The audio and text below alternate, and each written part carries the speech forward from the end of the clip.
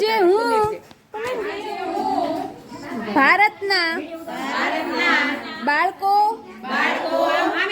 કિશોરીઓ અને મહિલાઓને કુપોષણ મુક્ત, સ્વસ્થ અને સશક્ત કરવા વચન આપું છું. રાષ્ટ્રીય પોષણ માસ દરમિયાન હું દરેક ઘર સુધી યોગ્ય પોષણ નો સંદેશ પહોંચાડીશ. યોગ્ય પોષણ એટલે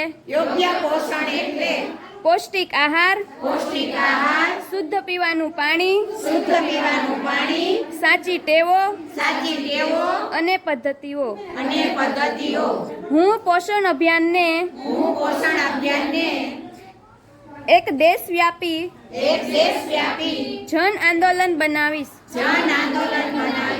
દરેક ઘર, દરેક આંગણવાડી, દરેક શાળા, દરેક ગામ અને દરેક શહેરમાં સહી પોષણની ગુંજ ઉઠશે. આ જન આંદોલનથી મારા ભારતીય ભાઈ બહેન અને બધા બાળકો સ્વસ્થ થશે અને પૂરી ક્ષમતા પ્રાપ્ત કરશે. આ મારી પ્રતિજ્ઞા છે.